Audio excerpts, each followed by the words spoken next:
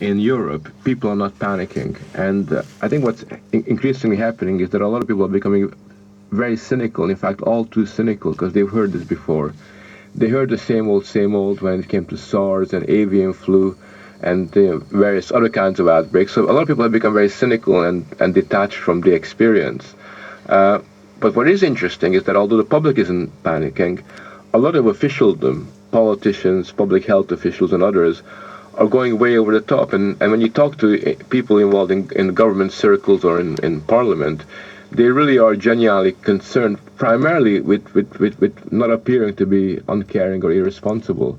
And I know, talking to friends of mine who are doctors and general practitioners, they tell me that they get bombarded with 4 or 5 leaflets a day with different advisory notices telling them what to do, what not to do.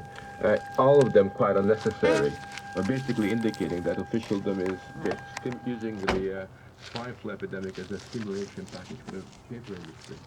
I'm wondering if this public fear or panic mutates in the way the virus itself does. In other words, how much of it is anecdote and rumor and all of that? Well, you see, if you take the case of Mexico, where the panic is much more immediate, much more direct, you do have manifestations of behavior that are not exactly panic, but getting very, very close to it. And particularly, you have a situation where certain towns have been closed down, where literally Mexico's might not be on lockdown until next Wednesday. And where What happens next Wednesday? I don't know, I think maybe the second coming, or maybe at that point the World Health Organization is going to discover something. But it's basically, it's a ritual, it is a prime case of dramatizing fear by government ritual, which is quite arbitrary, but which does have the effect of undermining the confidence of people, making them disoriented and anxious. So there you do have behavior that creates a panic like that. Whereas in Mexico, more you find that what happened is that the vast majority of people are far more worried about the problems of everyday life than they're about these big headlines. And it's really only a small minority of people who are, in any case, obsessed with their health, or who continually go to the doctor at any symptom that they experience, that would have these kinds of reactions. And that's, in a sense, reassuring, because it tells us that the public, at the end of the day, is still quite sensible and able to evaluate information properly. But doesn't there come a point where it makes sense to be concerned, to be worried about our contacts and our health and so on? What is that point? Who defines it? How do we come to understand it? Well, I think that you're absolutely right. There's no point being irresponsible. Living in certain regions of Mexico, I would take a lot of care with the behavior of my family and our exposure to certain kinds of experiences. But that's a specific response to a specific threat. A threat needs to have some objective basis in reality, rather than being an active imagination. To give you an example of what I'm talking about, when the World Health Organization raised the alert, the pandemic alert, from 4 to 5, Yeah. Most people got the impression that this was like the equivalent of the Richter scale, which is, people know what that means in relation to earthquakes. Right. But the big difference is that the Richter scale actually measures a physical event. It measures something tangible and objective, and therefore gives you a relatively accurate representation of what's going on. The raising of the pandemic scale, alert scale, by the World Health Organization is an act of imagination. At best, it's a speculative sort of attempt to kind of move things forward. It bears no relationship to anything objective, and we now know, listening to the scientists, that most scientists regard this as probably on balance a relatively mild, benign outbreak of the flu, rather than which may lead to a few hundred, maybe 1,000 people losing their lives. But on balance, their best judgment is that this is not a big one in the general scheme of things. So under those circumstances, we do need to take a reality check and be a bit more slowed out. Now, it may be different in the future, and I'm quite open to the idea that we have to adopt a different orientation. All I'm arguing is that we mustn't have this default response of worst case thinking all the time. You remember the Y2K thing? certainly I do, yes. The planes were going to fall out of the skies, the elevators were going to collapse, all the computers were going to fall apart. It was a doomsday scenario. And as we led up to it, it got worse and worse, and people were more and more concerned. But the experts are telling us to watch out now. In a situation like this, a medical situation, don't we have to listen to the doctors and the public health officials and the epidemiologists?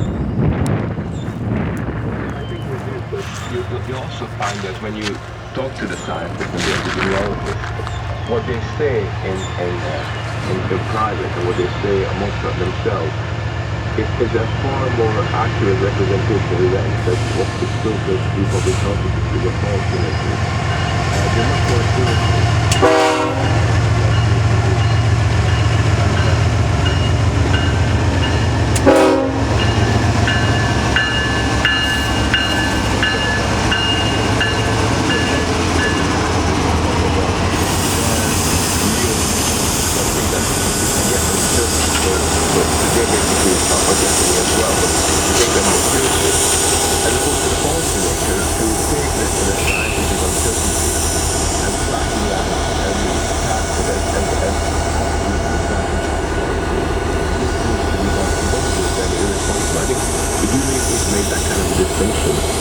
Otherwise, we forget that there's a fundamental difference. Every time we the media talks about the pandemic, the swine flu, there's always a reference to the Spanish flu epidemic in 1918 killed millions of people. Now, you're suspicious of making historical references in this context, aren't you? Because what is the problem with refer? Isn't that simply providing context? Well, there's context in this context.